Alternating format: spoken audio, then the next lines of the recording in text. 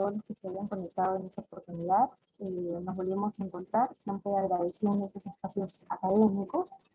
Bueno, en esta oportunidad he considerado abordar algunos conceptos y algunos criterios que se han tomado en torno a una figura que crea el Tribunal Constitucional respecto al ejercicio de la debida motivación de las resoluciones judiciales. Una de esta nueva figura que crea el Tribunal Constitucional es la denominada motivación constitucionalmente deficitaria. Para hablar de un vicio de motivación, primero tenemos que entrar a definir de alguna forma qué es o cómo ha entendido la doctrina constitucional la debida motivación de las resoluciones judiciales. Entonces, voy a empezar esta disertación tocando ese tema. Voy a compartir la pantalla para tener las diapositivas. Esta figura de la motivación constitucionalmente deficitaria se da en la sentencia 1747 del 2013, en la sentencia del 2017, en la cual se crea esta figura, pero veamos qué es lo que ha resuelto de manera unánime el Tribunal Constitucional al momento de definir qué es el derecho a la debida motivación de las resoluciones judiciales y cómo así lo ha ido sosteniendo y manteniendo la doctrina constitucional. Entonces, para hablar del derecho a la debida motivación de las resoluciones, el TCE establece 5 elementos mínimos para poder definir o establecer que una resolución se encuentra debidamente motivada. El primer elemento es la coherencia interna, que es definido como el elemento que permite verificar aquello que se decide, si es que aquello que se decide, o sea, las conclusiones, se sostiene en las premisas establecidas por el propio juez dentro de su fundamentación. O sea, en realidad, palabra más, palabra menos, la coherencia interna viene a ser aquel análisis del razonamiento que va a tener el magistrado al momento de llegar a una conclusión. En segundo lugar, tendríamos la justificación de las premisas externas, que vendría a ser la denominada motivación externa, que también es conocida como la motivación o la justificación de las premisas. Cuando hablamos del primer elemento, que es la coherencia interna, es acerca del razonamiento. Para poder llegar a una conclusión, primero vamos a analizar qué es lo que tenemos para poder arribar a una conclusión. Yo primero analizo el caso, primero razono, y luego voy a plasmar ese razonamiento. ¿Cómo lo voy a plasmar? A través de las premisas que van a ir justificando cómo es que yo arribo a una conclusión. Entonces esa es la denominada motivación externa, y el segundo elemento mínimo que establece el Tribunal Constitucional es la justificación de estas premisas externas, ¿no? Que nos dice, es como un elemento que permite apreciar si las afirmaciones sobre los hechos o sobre el derecho, hechos por el juez, se encuentran debidamente sustentadas en el material normativo. O sea, no basta con que yo arribe a una conclusión porque yo así lo crea, sino que debo amparar o debo justificar amparándome en lo que yo tengo, en los elementos probatorios que yo tengo. En tercer lugar, tenemos la suficiencia. Este elemento es aquel elemento que va a permitir apreciar al juez si se han brindado las razones que sustentan lo decidido, en función de los problemas relevantes determinados por el juez y necesarios para una solución del caso. En el cuarto lugar, la congruencia. Este elemento es lo que va a permitir apreciar si es que las premisas, las justificaciones o las razones expuestas van a responder a los argumentos que han sido planteados por las partes. En un conflicto, supongamos de naturaleza penal, o en todo proceso judicial siempre hay dos partes. Entonces, al momento que se debe resolver, al momento que se arriba a una conclusión, se debe dar respuesta a todas las posiciones y las solicitudes que puedan plantear ambas partes. No se puede dejar de resolver una sola de las pretensiones de las partes.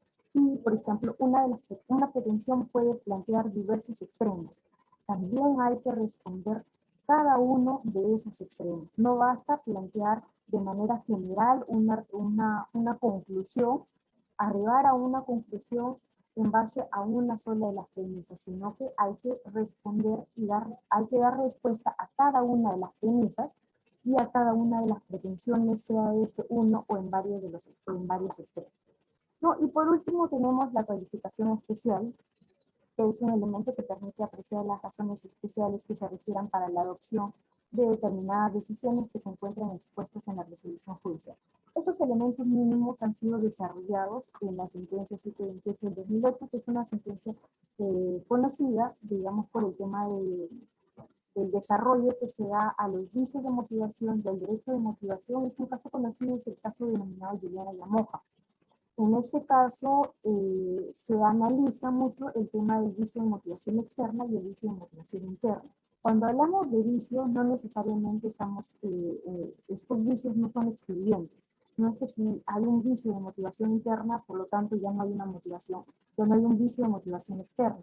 Pueden haber casos en los que se presenten vicios de ambas naturalezas, interna, externa, y ahora con la tercera figura que crea el Tribunal Constitucional, que es la motivación constitucionalmente deficitaria, que está relacionada o es entendida como aquella motivación en la cual no se establece o no se le otorga a un derecho fundamental o un derecho constitucional, porque un derecho constitucional es aquello que encontramos literalmente plasmados en nuestra Constitución, bueno, nosotros lo tenemos en el artículo 2, un listado de derechos que nos asisten a nosotros como ciudadanos. Entonces, al momento de resolver, supongamos, algún caso de naturaleza laboral, entonces estamos frente al denominado derecho al trabajo.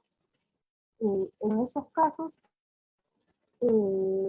porque precisamente en la sentencia que vamos a analizar, donde se crea esta figura de la motivación constitucionalmente deficitaria, es un caso de naturaleza laboral, frente a un despido que la recurrente sostiene que fue un despido arbitrario, y por lo tanto habría un tema de nulidad del despido.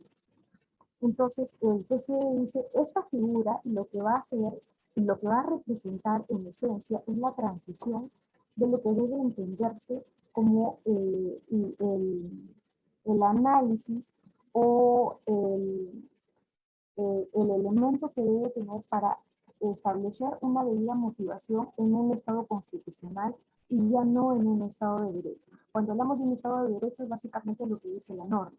Y para recurrir en un proceso constitucional para cuestionar una resolución judicial que yo considero que me causa agravio, y en este caso en particular que vamos a analizar, que es un proceso laboral, tenemos que ir por un proceso de amparo. Entonces, en un proceso de amparo hay ciertos límites para poder pronunciarse por el fondo. ¿Y cómo se podría viabilizar un pronunciamiento de fondo a través de una violación o una vulneración a la debida motivación de las resoluciones judiciales? Entonces, ¿de qué se trata esa figura o esa cualificación especial? Se trata de aquellos casos en los que no se le otorga a un derecho constitucional, no se le da el verdadero, no se cumple con la verdadera función garantizadora de este derecho, porque no basta que en un proceso en el cual obviamente se encuentra en cuestionamiento la vulneración o no de ese derecho, en este caso en particular del derecho al trabajo, sino que implica también que los jueces tienen la obligación de garantizar este derecho. Entonces, ¿cómo tú garantizas? Es otorgándole un valor que puede ser, como denominan, por defecto o por exceso, ¿no? O sea, tú le otorgas a este derecho una cualidad excesiva o una cualidad defectuosa, que vendría a ser cuando descalificas ese derecho. O sea, cuando dices, en efecto, ha ocurrido una causal que viabiliza que el despido, o que se podría sostener que ese despido ha sido válido, y que por lo tanto no hay algún tipo de arbitrariedad en ese tipo de despido. Entonces, ahí estamos frente a una descalificación de un derecho que vendría a ser el derecho laboral. Ahora, habría que contextualizar y analizar los casos concretos para poder otorgarle ciertas cualidades a ese derecho. Básicamente, de esto se trata esta figura de la motivación constitucionalmente deficitaria. ¿Que ha tenido críticas? Sí, y que los voy a expresar al final para ver qué posiciones pueden tener cualquiera de ustedes y quizá lo podamos conversar y podamos debatir un poco más. Bien, acá de manera didáctica he podido encontrar este mapa, este cuadro que resume lo que el Tribunal Constitucional ha venido sosteniendo acerca de los vicios de la motivación. Esto lo he extraído de la página del doctor Omar Sarr, para no llevarme los créditos, porque es un cuadro muy sucinto, muy concreto, muy didáctico, que reúne básicamente todas las características que el tribunal viene sosteniendo en las diversas sentencias que emite.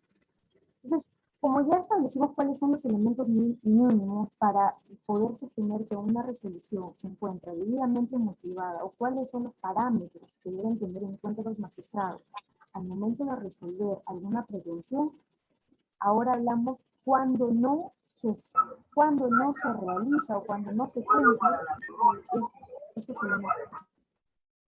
estos elementos. Entonces, cuando no se cumple uno de estos elementos o cuando hay ciertos cuestionamientos a la motivación de eso, entramos en un tema de vicios de la motivación. Estos vicios de la motivación nos dice el tribunal que pueden ser tres. Bueno, hasta el caso Juliana Yamoja, que se da en el año 2008, el tribunal únicamente sostenía dos tipos de vicios, que podría ser la motivación defectuosa y la motivación insuficiente. Cada uno tiene sus propias características, pero hasta ese entonces no consideraba la motivación constitucional deficitaria. Entonces, ¿qué entendemos por la motivación defectuosa? Esta motivación defectuosa se va a dividir en dos supuestos. Una motivación cuando no hay una motivación interna y cuando no se cumple con la debida motivación externa. Como ya lo dije al inicio, cuando estaba explicando los primeros elementos de la debida motivación, la motivación interna está relacionada a la motivación del racionamiento. Para cuando yo analizo un caso, yo me formo una idea. Entonces yo termino de analizar un caso y digo, este caso es para darle la razón a A o para darle la razón a B. Yo arribo a una conclusión.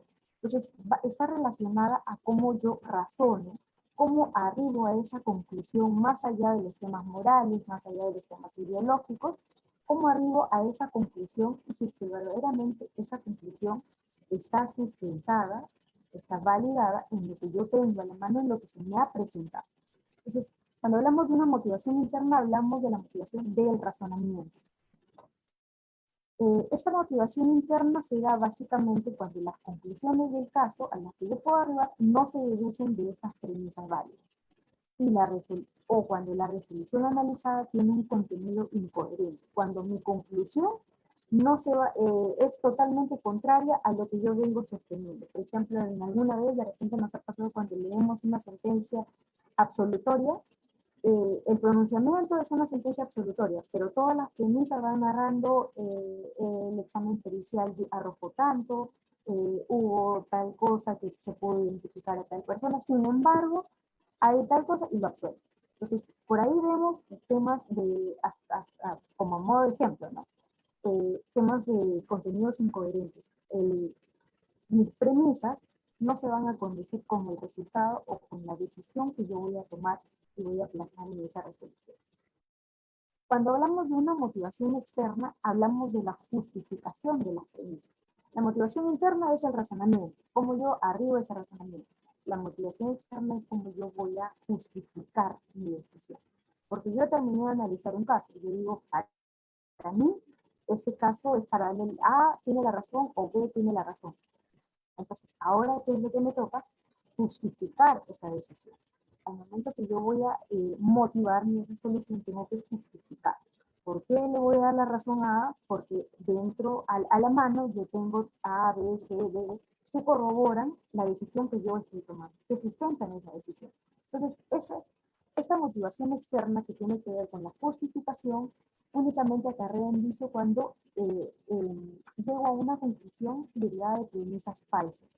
Y esas premisas falsas o incorrectas se pueden dar por dos supuestos. Esta premisa puede ser falsa por un tema fáctico, por un hecho fáctico, o por un tema normativo. Cuando hablamos de premisas falsas derivadas de un hecho fáctico, es cuando yo me voy a sustentar o voy a tomar como sustento en mi decisión hechos que no han sido probados o pruebas que han sido ilícitamente obtenidas o que no se han introducido al proceso judicial con las debidas garantías que se requieren. Entonces, y cuando hablamos de que arribo a una conclusión por una premisa falsa de carácter normativo, es cuando voy a citar alguna norma que no cumple o no supere el juicio de tipicidad, o que en todo caso pues no se condice o no se ajusta al hecho que yo estoy analizando, o en todo caso cuando aplico una norma que ya no se encuentra vigente.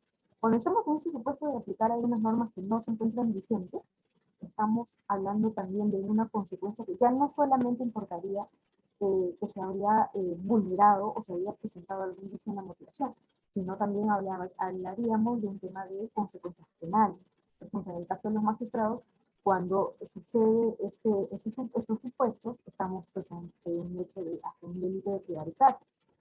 Recuerdo que el doctor Luciano Flores en algún momento tuvo un artículo, me parece que fue un artículo o una charla, donde él cuestionaba mucho el delito de prevaricato, porque decía, el delito de prevaricato, como todo delito, tiene un aspecto objetivo, tiene un aspecto subjetivo.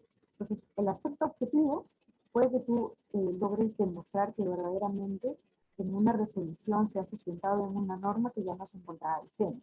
Ahora, el detalle está en el aspecto subjetivo. ¿Cómo vas a probar que el magistrado verdaderamente tenía la intención de aplicar una norma que ya no se encontraba vigente o que no resultaba aplicable al hecho que estaba resolviendo? Entonces, ¿qué era lo que en realidad cuestionaba el doctor Torres? Era la constitucionalidad del delito de prevaricato.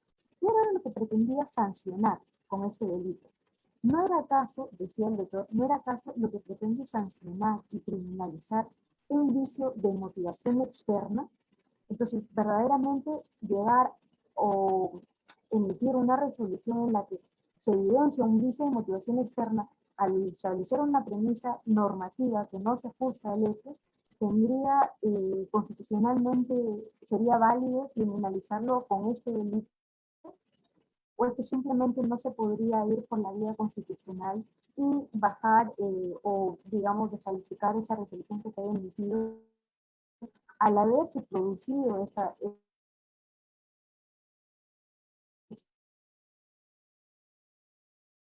este vicio. Va a estar ligado a cómo yo justifico y cómo voy a justificar, pueden ser por los hechos. Siempre va a haber en una resolución, dentro de las partes de una resolución, siempre va a haber la justificación. Siempre va a haber una justificación, parte de la justificación normativa. Esas dos justificaciones, estamos frente a una motivación externa. Cuando hablamos ya del razonamiento, de cómo yo logro hilar cada una de esas premisas, la correcta, a una conclusión, a una decisión que sea coherente, estamos frente a una motivación externa. El Tribunal Constitucional nos dice, esa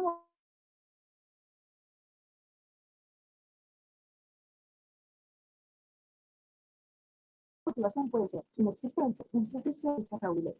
Fíjense en el caso de Juliana Yamoja, el tribunal nos dice es lo mismo. Esta motivación inexistente y esta motivación aparente es la misma figura. Existe un mínimo de motivación por el simple hecho de dar cumplimiento, de dar respuesta a algo, pero que no se ajusta a ningún hecho fáctico o a ningún hecho normativo. La motivación insuficiente es cuando voy a resolver alguna pretensión, pero esta no se encuentra, valga la redundancia, en un estado, no es suficiente lo que tú estás motivando, no es suficiente lo que tú estás motivando para arribar a la conclusión a la que tú estás llegando. O sea, es como que te falta más. Por ejemplo, ¿qué faltaría? Desarrollar verdaderamente en un proceso penal, por ejemplo, verdaderamente si es que se reúnen todos los elementos para arribar de que se ha superado un juicio de tipicidad y por lo tanto puedes pasar a un segundo estadio. Ha superado el juicio de tipicidad objetiva, entonces puedes pasar al siguiente, ¿no? Porque cada etapa es preclusoria. Entonces, ahí dice, y te has quedado solamente en una parte, y esa parte no resulta suficiente para justificar la decisión a la que tú has llegado. Cuando hablamos de sin embargo, cuando hablamos de una motivación fraudulenta o incongruente, es cuando voy a resolver una pretensión, pero esa pretensión yo estoy dando respuesta solamente a una de las pretensiones, ¿no? Supongamos que A tuvo un planteamiento, B tuvo un planteamiento y por ahí también tuve C con un planteamiento. Yo simplemente resuelvo A y B. Simplemente condeno o absuelvo a A y por lo tanto estoy dando respuesta a lo que me haya solicitado B y me olvidé de C. No di respuesta a lo que en algún momento me planteó C. Entonces ahí, en esos casos, estamos frente a una motivación fraudulenta o una motivación denominada también incongruente. Cuando hablamos de una motivación, esta es la tercera figura que cree el Tribunal Constitucional, que es la motivación constitucionalmente deficitaria.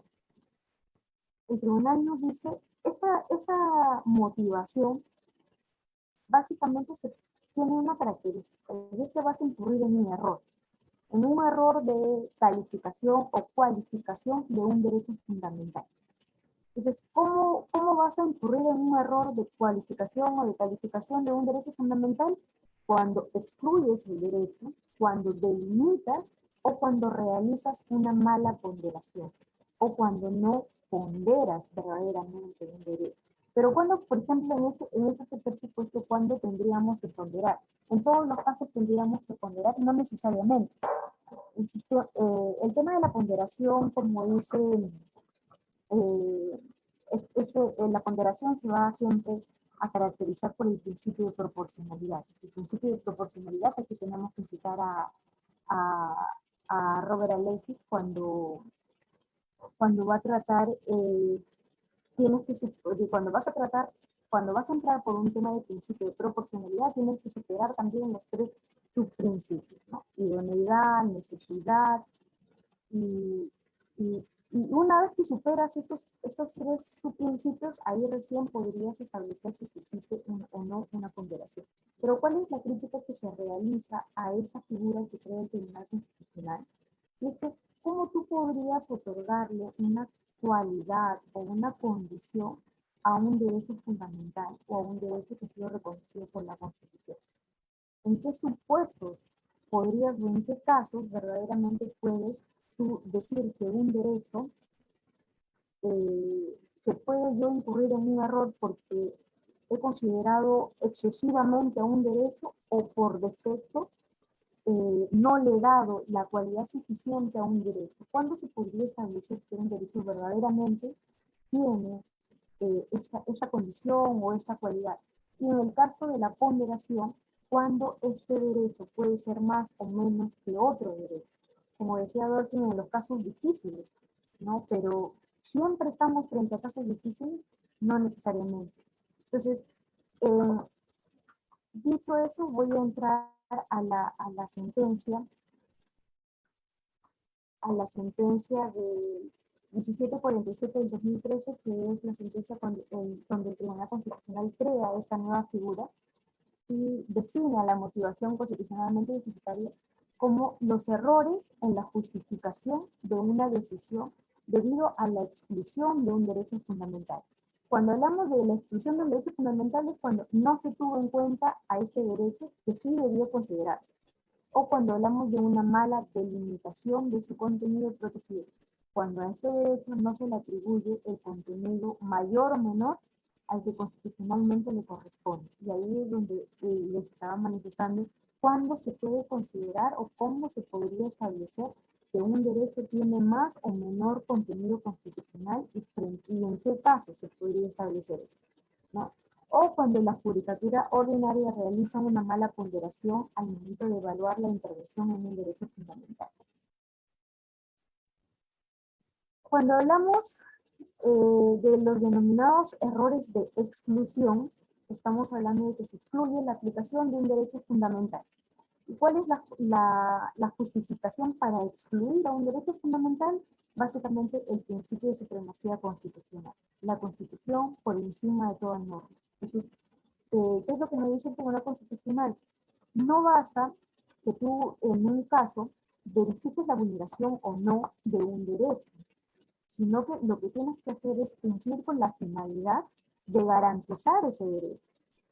Entonces, ¿cómo puedes garantizar? Por ejemplo, en el caso que vamos estamos analizando, que es el 1747, este es un caso en el que la recurrente era una trabajadora de certeza de la empresa de limpieza, era una señora que se dedicaba a hacer limpieza para otras empresas, y ella sostiene que en un momento presentó una queja ante su empleador por un maltrato, presentó una queja y la empresa, de una manera arbitraria, por haber presentado la queja, es que la despide.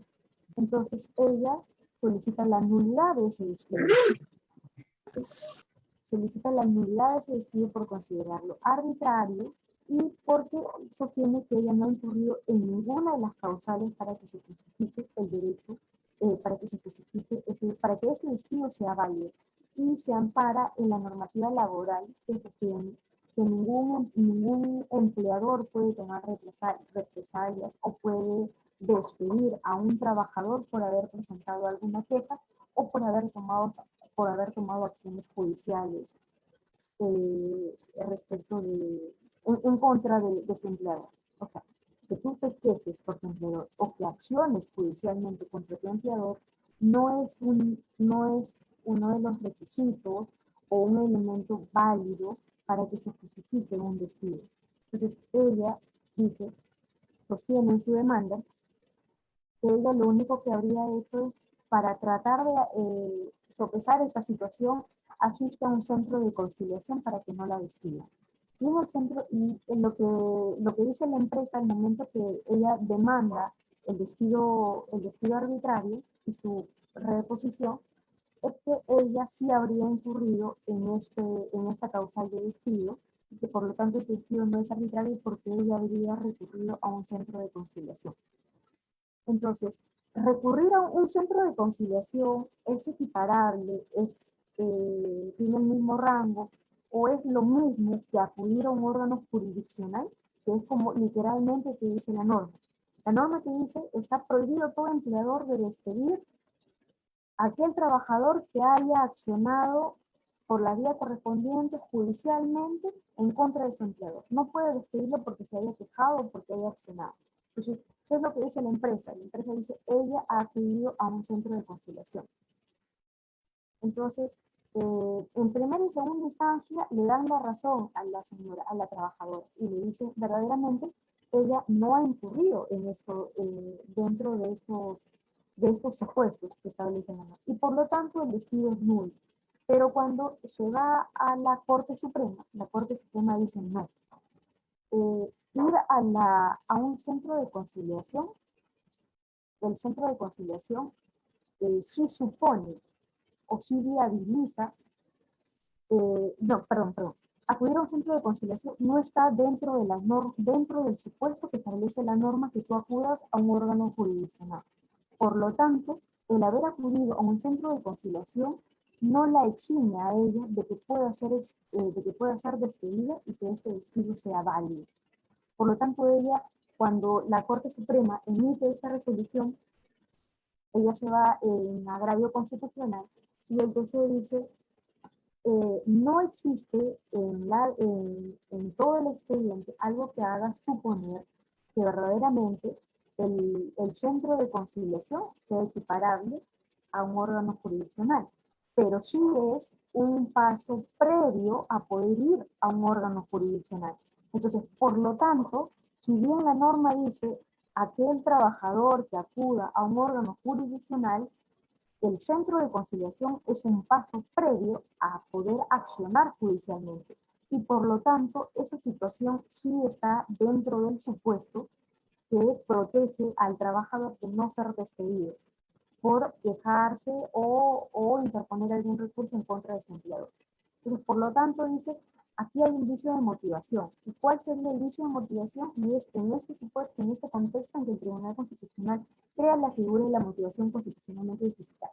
¿Por qué? Porque ¿cuál es el derecho que se estaría vulnerando? El derecho al trabajo y el derecho a la debida motivación. Dejando de lado un poco la debida motivación, vamos a centrarnos en el tema del derecho al trabajo. Ese es el Tribunal Constitucional que dice, tú estás solamente viendo, te estás guiando de los supuestos que literalmente te dice la norma. pero ya estamos en una etapa de transición, ya no estamos en un Estado de Derecho, sino en un Estado constitucional. ¿Y qué te dice el Estado constitucional? El principio de supremacía de la Constitución. La Constitución por encima de todo, los derechos que regula taxativamente la Constitución. ¿Cuáles son estos derechos? El derecho al trabajo. ¿Y qué haces tú analizando de esta manera tan restrictiva de que como ella ha acudido a un centro de conciliación y no ha ido a un órgano jurisdiccional, por lo tanto el despido es totalmente válido? ¿Y dónde dejas o cómo garantizas el derecho al trabajo no solamente de esta persona, sino de los pasos que a futuro puedan venir? Entonces, el pronunciamiento del Tribunal Constitucional tiene un aspecto que es válido, que es garantista. Por supuesto, está tratando de prevalecer los derechos que garantiza y que regula la Constitución para todos, que en este caso vendría a ser el derecho al trabajo, pero por el otro lado, entrar a decir que al decir que al hacer un análisis tan restrictivo y tan literal de la norma, no garantiza este derecho. Verdaderamente los jueces, al momento de resolver, tienen esa obligación de garantizar ese derecho o de guiarse también de lo que dicen las normas y de resolver objetivamente con lo que dicen las normas, porque también se pecaría de un exceso, porque si no, en todo caso, pues a todos nos parecería que las personas que son despedidas van a tener algo de razón, porque van a tener sus motivos por los cuales han tenido que accionar. Y por el otro lado, los empleadores también van a tener sus motivos. Entonces, ¿de qué como juez me pongo yo? Voy a tomar una decisión y voy a tener que estar viendo y si la norma me dice son estos supuestos, y para mí, si ella ha acudido a un centro de conciliación, y la norma no me dice que haya acudido a un centro de conciliación, porque un centro de conciliación no es un órgano jurisdiccional. Entonces, ahí es donde viene una de las críticas a esta figura. Por ejemplo, estaba leyendo un artículo muy interesante que cuestiona, que es del abogado Herrera Pérez, que es un abogado de Tacna, por lo que leí en esa página de Gaceta. Y él dice, ¿la motivación constitucionalmente deficitaria es una exigencia de motivación o es una vía arbitraria para la revisión de las causas? Lo que él cuestiona, en resumidas cuentas, es que el Tribunal Constitucional, al no estar de acuerdo con una sentencia por cuestiones ideológicas, por cuestiones morales, porque le pareció que verdaderamente la señora no, en este caso esta señora, la recurrente, la trabajadora, no estaba pues dentro de este supuesto y por lo tanto eso le parecía arbitrario y ellos crean esta figura simplemente para justificar esa decisión o esa intromisión de volver a revisar algo que ya por este proceso constitucional no les corresponde, sino lo único que les quedaba era entrar por el tema de la vulneración de la motivación de las resoluciones judiciales, porque ya por el otro lado, para entrar a analizar verdaderamente el pronunciamiento de fondo, ya no podía.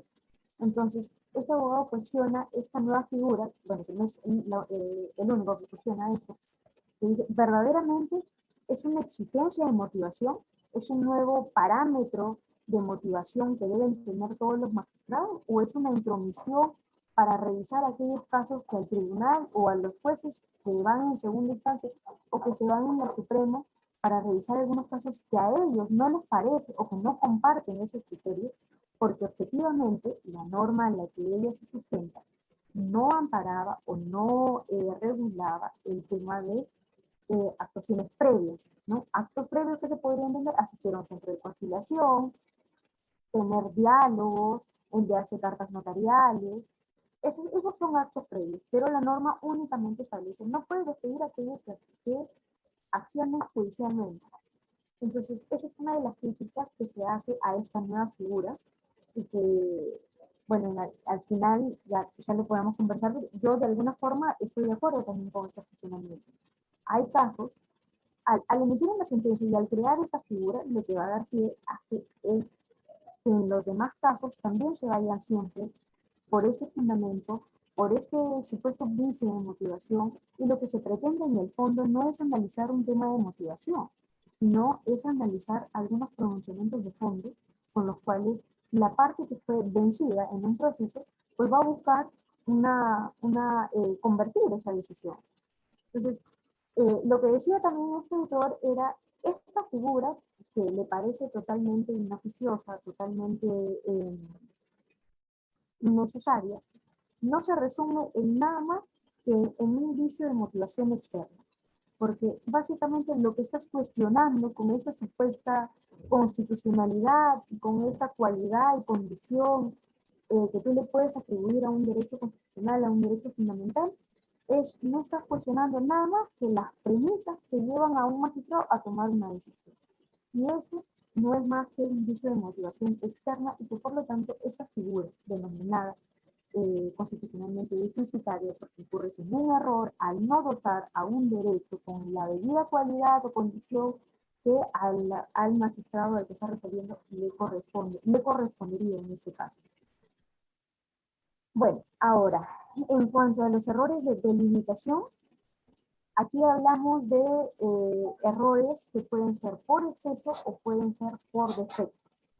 Aquí era lo que yo en un inicio les decía, cuando verdaderamente estamos, porque el tribunal crea esta figura, delimita, estás en un error de delimitación cuando en exceso no le otorgas un valor a un derecho o cuando en defecto no le otorgas el valor o la importancia que verdaderamente merece este derecho en un caso concreto. Entonces aquí les hago una pregunta. ¿Existe un contenido determinado de los derechos fundamentales? ¿Podemos establecer que en un caso concreto un derecho tiene más o menos valor que otro derecho? O en este caso, pues, supongamos en lo que dice, dejando de lado los casos difíciles de dolor, estamos en un caso fácil, en un caso simple, donde solamente se está analizando la violación o no de un solo derecho. Este derecho, ¿cómo yo podría dotarlo de cierta cualidad o de cierta condición? Y sin dejar de lado el tema de la motivación externa, porque yo puedo decir que este caso a mí me parece injusto y que por lo tanto yo voy a resolver de determinada manera, pero yo no tengo a la mano cómo resolver de esa manera. Entonces, verdaderamente me voy a amparar únicamente en eso, en que tengo que garantizar ese derecho y por garantizar ese derecho voy a de alguna forma flexibilizar la interpretación de una norma que resulta aplicable al caso que estoy resolviendo. Entonces, esas son una serie de interrogantes que es lo que genera esta figura que crea el Tribunal Constitucional, que crea más interrogantes que poder resolver algún caso, porque nadie cuestiona la supremacía de la Constitución. Estamos efectivamente, como lo sostiene en su sentencia, en una transición, que ya en realidad ya no hay transición, porque ya nos encontramos en un Estado constitucional. Ya dejamos de lado hace unos años el Estado de Derecho, y hoy en día todo, incluso con este principio de publicidad, que hoy en día podemos ver todas las audiencias y todos los debates, todo se ciñe a la Constitución, a lo que dice la Constitución. Hoy en día todo el mundo habla de la Constitución. Entonces, pero verdaderamente esto justifica para resolver de esta manera o para establecer que esto genera un vicio de motivación o era totalmente innecesario. Bueno, errores por una mala ponderación. Cuando cuando hablamos de ponderación, nos tenemos que guiar por los tres subprincipios que decían en un inicio, que era la idoneidad, la necesidad y la ponderación. Pero para hablar con un poquito más de detalle acerca de estos tres supuestos que establece el Tribunal Constitucional, que son los supuestos de errores que caracterizan a este vicio de motivación, quería compartirles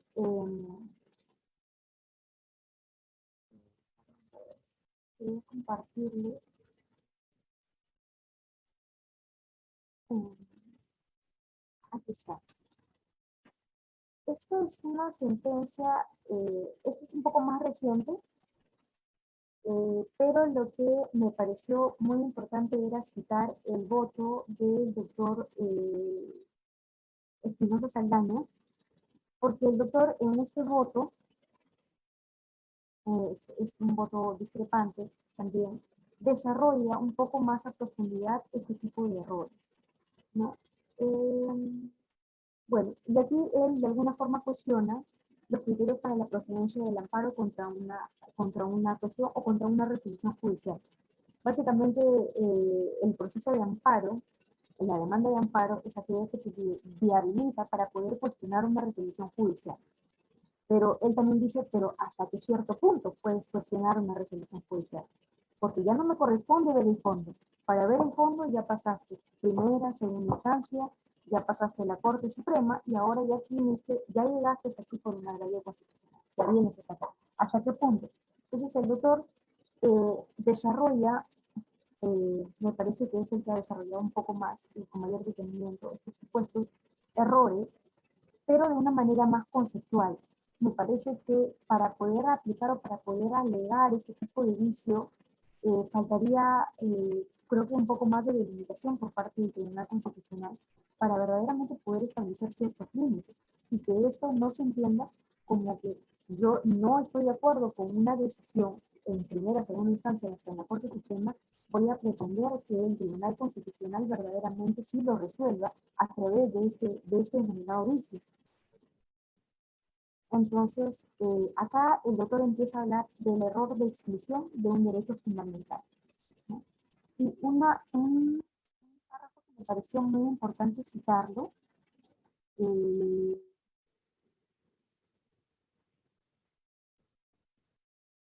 a ver, un momentito,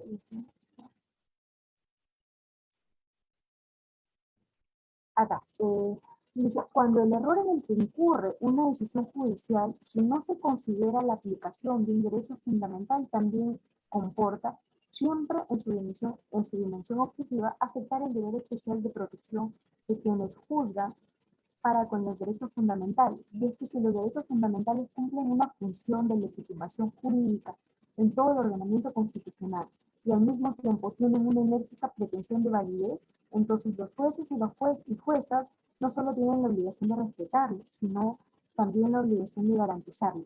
Esto es un fundamento a favor de esta figura de la motivación políticamente necesaria. Nadie cuestiona que la finalidad con la que se crea esta figura de este vicio de motivación es la protección o la garantización de un derecho. El tema está hasta cuándo tú puedes revisar y establecer esta protección, esta garantización, porque no hay que olvidar que ya pasaste por todos los estadios procesales y los procesos constitucionales, sobre todo el proceso de amparo, tiene una característica muy peculiar que es la residualidad, ¿no? La residualidad importa o supone que es algo excepcional, algo que por urgencia supone o amerita la revisión de una determinada vulneración a un derecho. Pero no es a cualquier derecho, porque también hay que tener en cuenta que los derechos a las libertades personales se ven por otro proceso constitucional que es el habeas corpus, ¿no? Acá continúa el doctor y dice, esta obligación supone también la exigencia de seguir un comportamiento dirigido de proteger o promover por diversas vías los derechos fundamentales. Aquí él continúa con sus argumentos a favor de la creación de esta figura. Lo que no se cuestiona, bueno, como ya decía, él desarrolla de manera conceptual en qué se suponen estos tres errores, características de este vicio, de esta nueva figura de la constitución, de la motivación constitucional deficitaria, ¿no? Entonces, palabras más, palabras menos, únicamente la garantización de un derecho fundamental. No basta que tú analices un caso, no basta que tú lo protejas, sino también tienes que garantizarlo. ¿Cómo lo garantizas? Estableciendo, revisando que verdaderamente, sí, que verdaderamente así haya un vicio de, porque en este caso donde se crea esta figura, el tribunal sostiene que existen tres vicios de nulidad. Y por eso los invito a leer esta sentencia, que es la 1743 del 2013, que es un proceso de amparo, porque el tribunal dice, acá se evidencia una motivación interna, una motivación externa y una motivación y un vicio de motivación constitucional deficitaria. La motivación interna, aquí está donde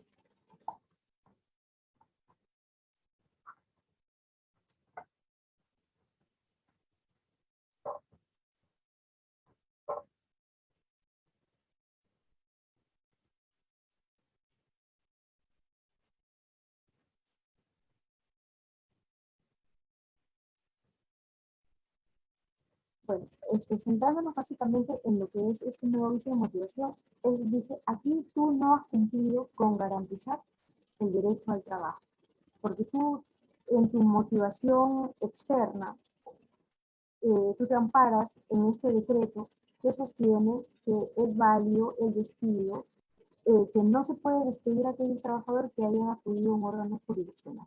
Pero en este caso, ella no acudió a ningún órgano jurisdiccional, sino ha acudido a un centro de conciliación. Entonces, tú te amparas en esas normas, y está bien. Pero debes entender que este centro de conciliación es un paso previo a acudir o accionar judicialmente. Por lo tanto, al no considerar o al no interpretar de esa manera favorable al trabajador esta norma, tú no estás garantizando ese derecho al trabajo.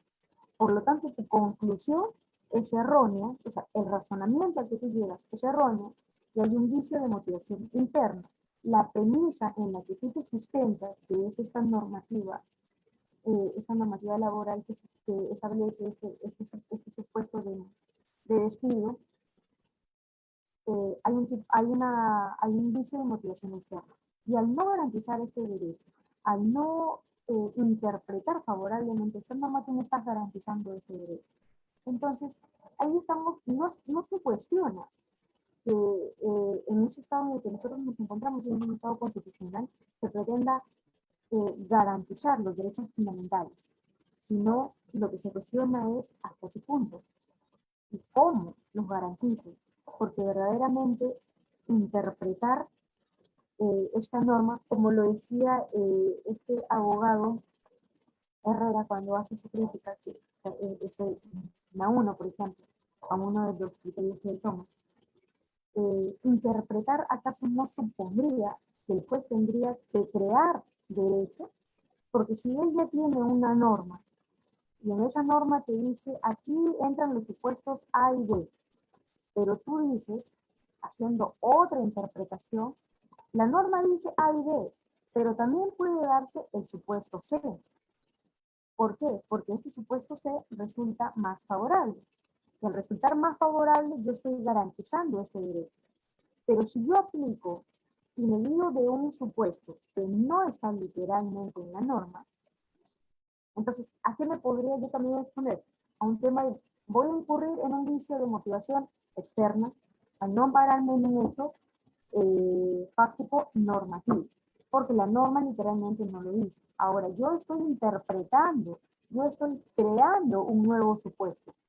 Entonces, uno de los cuestionamientos que le hace el autor es, verdaderamente el juez que tiene que resolver un caso completo, ¿tiene que crear derecho o tiene que resolver el caso? O me pareció interesante una, cuando él cita la denominada teoría constructivista moderada, que es una teoría que básicamente se sostiene en la legislación estadounidense, pero que él lo ha traído a colación y lo ha tomado porque casi precisamente está justificando los cuestionamientos que él realiza a esta supuesta figura y que él considera innecesario, porque dice todo lo que está diciendo el Tribunal Constitucional, al no dotar de una cualidad a un derecho que resulta totalmente difícil en un caso poder establecer qué derecho tiene mayor o mayor valor o un desvalor, o que no se ampara en la normativa porque tú no interpretas de una manera favorable, o sea, esa interpretación favorable en realidad no es más que una discrepancia de mi persona con la persona que haya resuelto, con la persona que haya emitido esa resolución. Yo no estoy de acuerdo contigo, pero como yo no estoy de acuerdo, yo no estoy presentando, entonces estoy creando una figura para poder decir que este caso es así, que por lo tanto había un vicio. O de qué se trata esta teoría constructivista moderada? Se trata cuando lo que se busca es suponer o llegar a cierto equilibrio, por eso dice moderado, así que equilibrio moderado, en que un juez no siempre tiene que crear derecho, sino también tiene que resolver. pero estamos lo que busca es que hay situaciones en las que sí tienes que crear, y hay situaciones en las que solamente tienes que resolver, y no necesariamente como dice el Tribunal Constitucional. No lo dice literalmente, pero al decir que tienes que interpretar favorablemente, lo que él entiende que se está diciendo es que tienes que crear derecho. Tú como juez, al momento de resolver, y para garantizar un derecho, tienes que crear derecho, y no solamente resolver. Bueno, como les decía en un instante, esta sentencia donde el doctor Eloy Saldaña, no Saldaña, desarrolla, pero únicamente aspectos conceptuales de este vicio de motivación, es la sentencia 987 del 2013, es un proceso de amparo también. Es muy interesante, pero como les tenía repitiendo, esta nueva figura, bueno, ni tan nueva, porque ya tiene algunos años, lo que pasa es que recién se ha traído a discusión en temas constitucionales, es el tema si esta figura verdaderamente ayuda a establecer o a determinar vicios de motivación. Estamos frente a una motivación externa, a un vicio de motivación externa con otro nombre, o estamos frente a una intromisión de revisión de algo que el Tribunal Constitucional ya no debería dar respuesta, pero que en este caso, por ejemplo, le parecía. Y lo dotó con ese nombre de garantizador de un derecho fundamental o un derecho constitucional. Entonces, esa figura ha traído más cuestionamientos que poder establecer como, por ejemplo, se nos hace de repente más fácil poder evidenciar cuando estamos frente a un vicio de motivación interna o cuando estamos frente a un vicio de motivación externa. Bueno, básicamente eso era lo que en esta oportunidad quería compartirles, esta serie de reflexiones. Les invito a leer esta sentencia, tanto la que resuelve, la que crea esa figura, así como en la sentencia, esta última, donde el doctor Eloy Saldaña desarrolla con mayor amplitud conceptual el tema de los errores en los vicios de motivación constitucional deficitario, que es la 987-2013, en un proceso de amparo. Bueno, eso creo que ha sido todo por hoy.